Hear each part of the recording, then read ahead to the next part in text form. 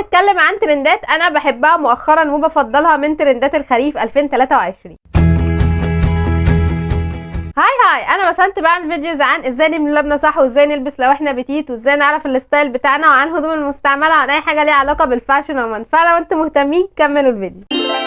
ترند بحبه وبفضله من ترندات الخريف هو الفيست من الحاجات اللي انا ضفتها مؤخرا لدولابي. يعني كان الشتاء اللي فات لما اشتريته من المستعمل، وبرضك الشتاء اللي قبليه لما ضفت دوت، بس ده كنت عامله له اعاده تدوير. المهم يعني ان ده من الحاجات اللي انا حبيتها لما ضفتها، علشان انا بحس ان هو قطع سهل تنسيقها وبتبقى حلوه قوي في الخريف. يعني حاجه زي كده هو جاهز غير لما البس التيشيرت لوحده. وبرضك بتبقى حلوه قوي في الشتاء ان انا اعمل له لايرنج كده، مثلا البس فوقيهم جاكيت هيبقوا حلوين، او البس كذا طبقه هيبقى شكله من قدام باين كده. فبحس ان هو حاجه كيوت وعمليه كده، وفي نفس الوقت بتضيف للاوتفيت بسهوله ومن غير مجهود. ودي اكتر حاجه بدور عليها في القطع اللي انا اشتريها، ان هي تكون بتضيف حاجه للاوتفيت بتاعي، بس انا ما عملتش مجهود كبير وانا بنسقها، وما عملتش مجهود كبير وانا بلبسها وهكذا.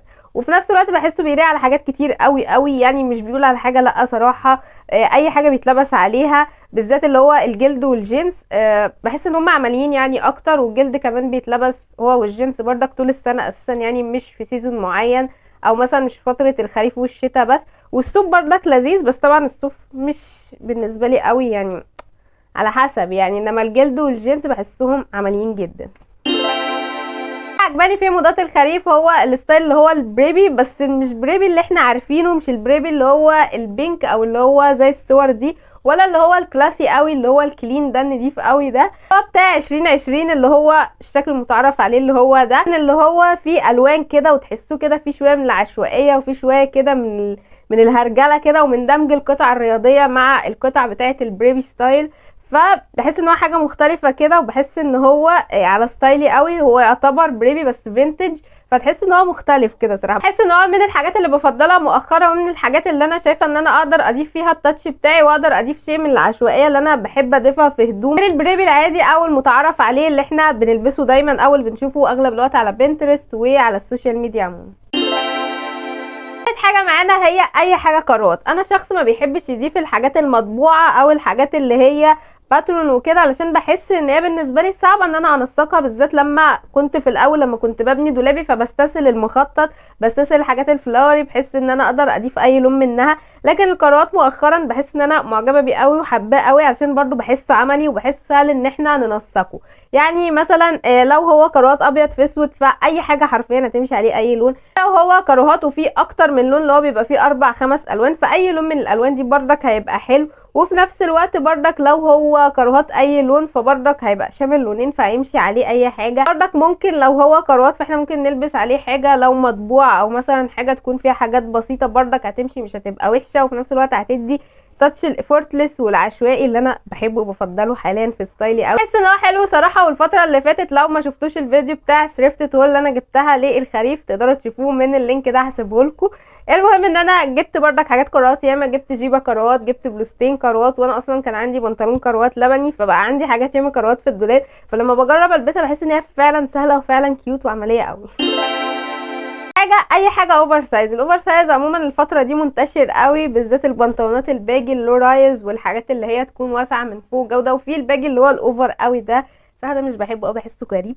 لكن انا عموما بحب الاوفر سايز وبلبسه من زمان قوي، من 2017 وانا في ثالثه ثانوي تقريبا، او من 2016 كمان، ايام ما قالوا يلا بينا نعمل اوفر سايز، وكان لسه على النت بس او على السوشيال ميديا عموما بس.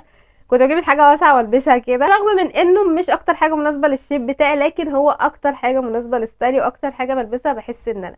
فطبيعي ترند زي ده اكيد هفضله، واكيد هفضل البسه، ان انا كده كده اصلا ما بطلتهوش، سواء بقى هو موجود او مش موجود بحبه. فبحسه شيء من الستايل بتاعي، وحاجه من اللي هو ايه، من الحاجات المعبره عني، فبحب ان انا البسه. وبعدين بحس ان هو عملي مريح، حلو في الكلية، حلو في الدراسة لو احنا بنروح دروس وكده، او لو احنا برضك شغلنا ليه علاقة بالتنطيط وكده.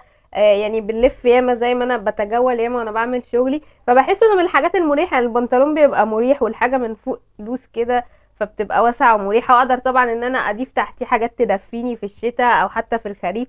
فصراحة من اكتر الترندات اللي انا يعني بحبها يعني. سوري لو كان صوتي وحش، بس انا عندي دور برد بقالي يومين 3 كده، وصوتي بدأ بقى يغير. فما علينا يعني، دينا بنحاول. حاجه حاجه معانا هي الاوفر سايز بلاوز. من الحاجات اللي انا بحبها قوي بالذات البلوزات ام كولا، هي فيها كولا من هنا دي كده، انزل لكم صورتها. انا صراحه مؤخرا بدات ان انا ابدل القمصان بتاعتي، او مش ببدلها لسه موجوده في الدولاب، لكن بحس ان البلوزات بتدي تاتش جيرلي كده، وبتدي لمسه كده ناعمه مختلفه للاوتفيت بتاعي غير القمصان. يعني انا مؤخرا القمصان بتاعتي مركونه، مش بلبسها اغلب الوقت، او بلبسها اللي هو المشاوير العاديه اللي هي لما بنزل حوالين البيت وكده، لكن لما ببقى خارجه او مثلا عايزه البس بقيت بفضل البلوزات ان انا البسها واعمل لها لايرنج او البسها لوحديها على بنطلون. بحس ان هي مميزه صراحه وحلوه، وزي ما قلت لكم بتدي تاتش جيرلي، وفي منها اشكال ياما، سواء بقى اللي هي مكوله، سواء بقى اللي هي فيها بافي سليفز وفيها رافلز كده من هنا، في حاجات ياما او منتشره الفتره دي. فبحس ان هي حلوه صراحه وعمليه على اي حاجه، يعني على الفيست بتبقى حلوه، تحت جامب سوت بتبقى حلوه، لوحديها على بنطلون جينز هتبقى احلى من فكره ان انا البس قميص، عشان هي هتبقى كده ملفته للنظر. بردك تحت اي حاجه هتبقى حلوه، بالذات ام كولا الفتره دي ترندي قوي، لدرجه اصلا ان الكولا بتتباع لوحديها. في دبانه مقرفه، لدرجه ان اللي هي ام كولا دي بتتباع لوحديها اصلا، او الكولا بتاعتها دي بتتباع لوحديها وبتتلبس فوق الحاجات. يعني انا شفت الصوره دي عجباني قوي، البنت لابسه البليزر وحطها فوقيها، فحسها كيوت كده وحلوه كده، فعجباني قوي صراحه. يعني انا عندي واحده بيضه كنت جايباها من زمان من المستعمل، وفكر ان انا اخيط واحده تانية اليومين الجايين. وعموما هو يعتبر ترند مش جديد قوي، هو كان ترند كده صغنن ايام الكورونا، يعني انا شفتها ايام الكورونا، بس كنت اللي هو اجيبها ما اجيبهاش اجيبها ما اجيبهاش، كانت غريبه بالنسبه لي بالذات الكولا. وبعدين جبتها من مستعمل ارخص، يعني تقريبا الشتا اللي قبل اللي فات اعتقد، فمن وقتها بقى وانا بفضلها، والفتره دي كمان ضفت بلوزات كتير قوي في دولابي يعني.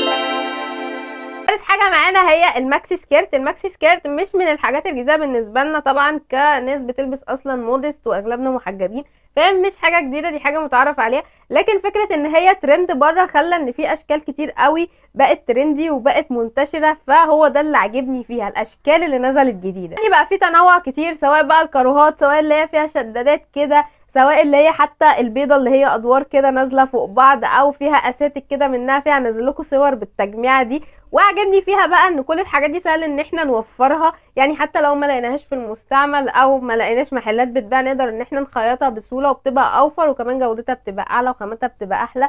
وفي نفس الوقت بقى انا بحب فكره الجيبات لما تبقى فلوي كده على الواحد، واسعه كده حواليه، مش بحب صراحه اتقيد بفكره جيبه تكون نازله كده، او جيبه اللي هي ما تكونش واسعه. انا بحب حوار ان الحاجه تبقى واسع عليا، وانا مثلا اضيف بقى عليها حاجه فيتد من فوق، او اضيف عليها حاجه اوفر سايز، فيبقى الطقم كله اوفر سايز. كل الحاجات دي بحبها قوي صراحه، واحسها بردك عمليه ومناسبه للناس المحجبين، مناسبه للناس اللي بتلبس مودست، مناسبه بردك لان احنا نقدر نعمل لها ستايلنج على الستايل بتاعنا بسهوله. كل الحاجات دي حلوه قوي، وحلوه ان احنا نضيفها لدولابنا. دلوقتي بقى وقت ان انا افكركم لو حابين تنضموا للعيله اللي لسه مبنيه. في العيله دي بنهتم مشاكلنا في الفاشن وازاي نحلها وازاي نكون شيك بس اون بادجت. فلو انتم مهتمين تنسوش تعملوا سبسكرايب للقناه وتفعلوا الجرس وتشيروا القناه لاصحابكم المهتمين، وتتابعوني على السوشيال ميديا. ندخل بقى في الجزء بتاع الاكسسوارات. الاكسسوارات فيها حاجات كتيره عجباني، علشان انا بحب في الترندات اخد الحاجات اللي هتفيدني، ولو مفيش حاجه حاساها مناسبه ليا او مش هتفيدني، حابه اجرب ان انا ادخل حاجه جديده لدولابي بس مش واثقه فيها، فغالبا هختار ان هي تكون اكسسوار، علشان بتبقى اسهل ان احنا نوفرها، اوفر في الماديات وفي الفلوس، يعني ارخص، وفي نفس الوقت بردك لو انا ما عجبتنيش فانا مش هزعل عليها، فالموضوع انتهى وخلاص يعني. وفي نفس الوقت عشان انا بحس ان الاكسسوارات من الحاجات الحلوه قوي اللي بتضيف للاوتفيت بتاعنا برضو بسهوله، عشان دي اكتر حاجه بفضلها واكتر حاجه بمشي عليها. رابع حاجه النضارات الاوفر سايز. انا صراحه كنت بحب النضارات جدا من وانا صغيره، وكان حلم حياتي ان انا البس نضاره، فقعدت فتره طويله قوي كنت بلبس نضارات عياقه كتير، وكنت بشتريها دايما وانا تقريبا في الاعدادي، لغايه مثلا لما كنت في اولى ثانوي ولا حاجه، وبعدين بطلتها. فالنضاره ديت عجباني قوي صراحه. انا بحب اصلا النضارات عشان بحسها بتغير في شكل الوش، فدي بقى مع لونها اصلا وحجمها ومش عارفه ايه وكده، تحسوا ان هي هتغير فعلا في شكل الوش وهتغير في شكل الاوتفيت بتاعنا كمان، فبحسها كيوت الصراحه وعجباني قوي. في منها الوان كتير، في البيضه، في السودا، في اللي هي على زيتي، في ناس بتجيبها ملونه، فهي كل اشكالها صراحه حلوه. الحاجات الترندي برضو قوي الفتره دي هي الفيونكات الستان في الخريف، ودي من الحاجات اللي انا حباها علشان حاسه ان هي سهله توفيرها وبتفرق قوي في شكل الاوتفيت. برضو هنزل لكم تاني نفس البنوته اللي كنت قايله لكم عليها اسمها في فيديو، بحس ان هي من اكتر الناس بجد اللي بتعرف تستخدم الترند ده وتعمله في الاوتفيتس بتاعتها وتخليها مختلفه قوي بسهوله. فهو ده اللي انا بحبه في الموضوع، ان احنا نقدر نضيفها في شعرنا، نقدر حتى نضيفها في الحجاب، بشوف بنات بيضيفوها في الحجاب، ان احنا نضيفها في هدومنا، نقدر ان احنا نضيفها حتى في الشنط بتاعتنا، حتى في الشوزات او في الشراب بتاعنا. هي ترندي عموما الفتره دي او منتشره، فتلاقوا ان الموضوع بقى ايه، كل واحد على حسب بقى ايه ابداعه، كل واحد على حسب دماغه رايحه لحد فين. بس انا صراحه بشوفها اضافه لطيفه وكيوت وحلوه كده، ونقدر ان احنا نوفرها بسهوله. ان انا اشتريت اليومين اللي فاتت 2 متر بس، شريط ابيض وشريط احمر، بقعد بقى اخترع بيهم، ساعات بحطهم في شعري، ساعات بربطهم في الشنط، ساعات بربطهم في رجلي، في مره كنت ربطها في رجلي. فبحس ان هو صراحه ترند كيوت كده وعملي ورخيص قوي، يعني لان اصلا المتر مش عارفه كان 2 جنيه او 3 جنيه حاجه كده يعني. بس حاجه معانا هي الكرافتات. الكرافتات برضك من الحاجات اللي انا شايفاها ترندي قوي الفتره دي، وحاسه ان هي برضك حلوه وكيوت. انا مجربتهاش الصراحه، لكن بشوف الناس تعملها ستايلنج بطريقه حلوه، وبحس ان هي بتفكرني بالستايل الاسيوي، وبحس بقى ان هي بتغير كمان شكل السويت شيرت، عشان في ناس بتلبس قميص وبتلبس فوقيه الكرافته، بتلبس سويت شيرت اللي هو بسوسته دوت. فانا بحس ان هو مخلي شكله مختلف، عشان انا ما بحبش السويت شيرتات بشكلها العادي، يعني بحس ان هي بورنج كده. فبحس ان ده مغير شكل السويت شيرت قوي، فهو حاجه حلوه صراحه، بفكر ان انا اجربها. في ناس كمان بتلبسها عادي، بتسيبها كده او بتلفها حوالين رقبتها بدل السكارف الرفيع. في طرق ستايلنج ليها كتير بصراحه، هي رخيصه ونقدر نوفرها بسهوله، بس احنا طبعا محتاجين نشوف صور ياما علشان نعرف هنلبسها ازاي.